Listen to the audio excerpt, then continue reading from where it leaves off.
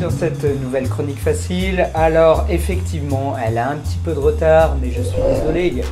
Excuse me, Mad Dog, and I'm gonna let you finish, but Ebola Chan was the greatest meme of 2014.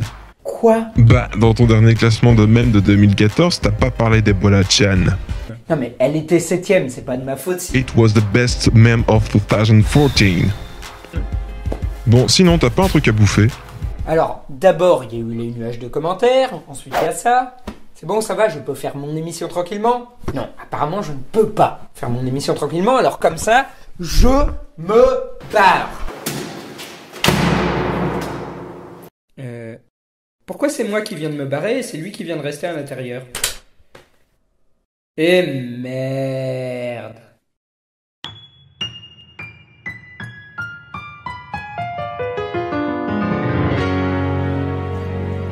Ebola Chan est une représentation anthropomorphique présentant le virus Ebola sous la forme d'une jolie fille aux cheveux roses et blouse sanglante. Elle est représentée très souvent dans un dessin de type manga. Nous voici donc devant un dessin à l'humour noir provocateur et inspiré du style des mangas. Je me demande bien d'où ça peut venir. 4chan? Presque.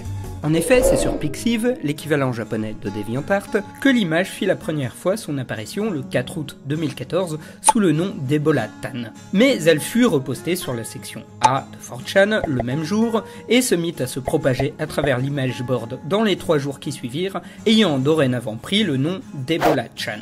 Un jeu coura assez vite, selon lequel il fallait répondre « I love you Ebola Chan » dans les commentaires si l'on ne voulait pas mourir de cette horrible maladie. Et je dois avouer que ça marche vachement bien, étant donné que j'ai mis ce commentaire à chaque fois que j'ai vu une image d'Ebola Chan, et je n'ai pas chopé le virus Ebola.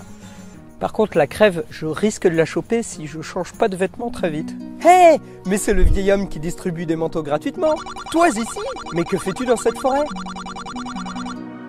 Et force est de constater que le dessin d'Ebola Chan se répandit fort plus rapidement sur les réseaux occidentaux que la maladie elle-même. Repris, dessiné, démultiplié, utilisé sous forme de parodie ou de cosplay, Ebola Chan eut un fort succès durant la fin de l'été 2014, avant de décliner en novembre. Ebola Chan est une Gijinka, une forme de dessin que je qualifierais d'anthropomorphisme kawaii. Mais si, l'anthropomorphisme, vous connaissez? C'est l'art d'incarner sous forme humaine un objet ou un concept comme la vie, la mort, le destin. Mais c'est le sentiment de déjà-vu! Toi ici, mais que fais-tu dans cette forêt? Le Gijinka consiste à prendre un animal, une mascotte ou un concept et à le redessiner sous une forme humaine kawaii ou moe de préférence. Ainsi, les sites internet ont leur Gijinka, les différents systèmes d'exploitation ont leur Gijinka, les navigateurs internet ont leur Gijinka, les nations du monde ont leur Gijinka, les Pokémon ont leur Gijinka, et avec Ebola Chan et consorts, les maladies elles-mêmes ont leur Gijinka. Et c'est finalement une constante sur 4chan que de détourner les phénomènes mignons japonais. Souvenez-vous la dernière fois lorsqu'ils se sont moqués des petits animaux mignons qui servaient de signalétique sur les forums. Ça... mais c'est pédomère! Toi ici, mais que fais-tu dans cette forêt? Ça fait plaisir de te voir, sauf que je suis peut-être en train de parler à un ours qui viole les gens au fond des bois. Pas de crainte, je ne touche que les enfants. Ah, ouais, bah j'aime mieux ça, hein? Comme quoi, il est intéressant d'avoir toutes les cartes en main. Si vous ne savez pas ce qu'est une Gijinka, ou si vous connaissez mal l'humour de 4chan, vous risquez de mal interpréter ce qu'est Ebola Chan. Et c'est ainsi que, de façon volontaire, certains se servirent d'Ebola Chan pour attiser les méfiances parmi une population africaine déjà très parano. Des rumeurs coururent sur les forums selon laquelle les Blancs vénéraient un culte à la déesse de la maladie qui pourrait les débarrasser des Noirs. Et cela s'accompagnait de rumeurs selon lesquelles certains médecins blancs inoculaient le virus Ebola au lieu d'aider à le combattre. Et si l'histoire d'Ebola Chan date du mois d'août 2014, on peut la relier à une actualité un petit peu plus récente. En effet, ça ne vous évoque rien, un dessin qui paraît être une grosse couillonnade, un chouïa provocatrice auprès d'occidentaux, mais qui, par les réseaux distants et par la magie des rumeurs et des théories du complot, se transforme en sujet de meurtre, de haine, d'attente. Mais c'est Mahomet, le prophète de la religion musulmane! Salut mec, qu'est-ce que tu fais là? Et là, vous vous dites que cette chronique est totalement en train de se barrer en couille. Après tout, quel est le rapport entre les Gijinka et des attentats perpétrés par des fous au nom d'un prétendu État islamiste?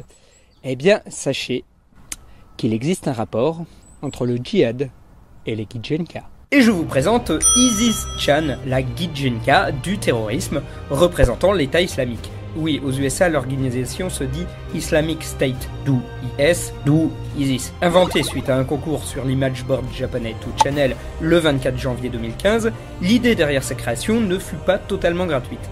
En effet, elle consiste à pourrir les moteurs de recherche afin de remplacer les images tentant de faire l'apologie ou la promotion de l'État islamique par cette fille voilée avec son melon japonais. Cela fait suite à toute une série de photomontages et de parodies débiles suite à la prise d'otage de 2 japonais par l'État islamique. Il faut dire que ce genre de choses ça les fait marrer parce que la particularité géographique, religieuse et politique du Japon les empêche de vraiment prendre les terroristes islamiques au sérieux. Et l'on reste dans l'idée que selon les différents pays du monde, on n'interprète pas les choses de la même façon.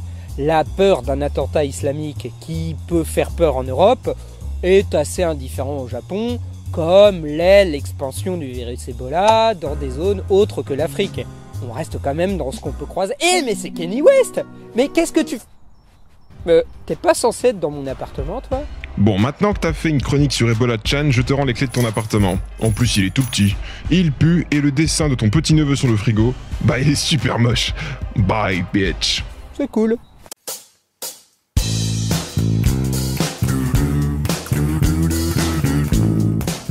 Eh ben, je suis content d'être rentré.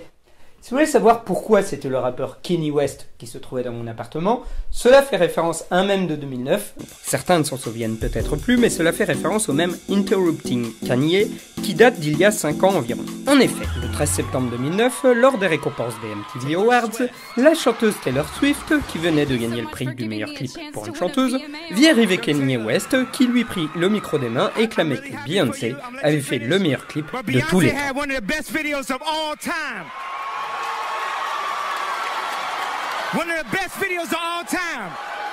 La polémique avait enflé sur Twitter et le lendemain, le rappeur avait fait des excuses publiques. Mais c'était trop tard, Internet avait déjà raillé son attitude et on a retrouvé de nombreux photomontages qui montraient Kanye West en train d'interrompre des trucs. Que ce soit Amadeus en faveur de Beethoven, Mario en faveur de Sonic, Windows en faveur de Mac, lui-même en faveur de lui-même, etc., etc., etc.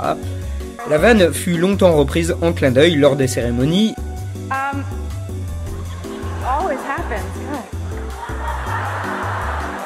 And it will always happen, Taylor. This is your lot in life. Et d'ailleurs, nous sommes en 2015 et ça me fait toujours marrer. Vu l'état dans lequel est mon appartement, eh ben, je suis plutôt pressé de partir en convention, moi.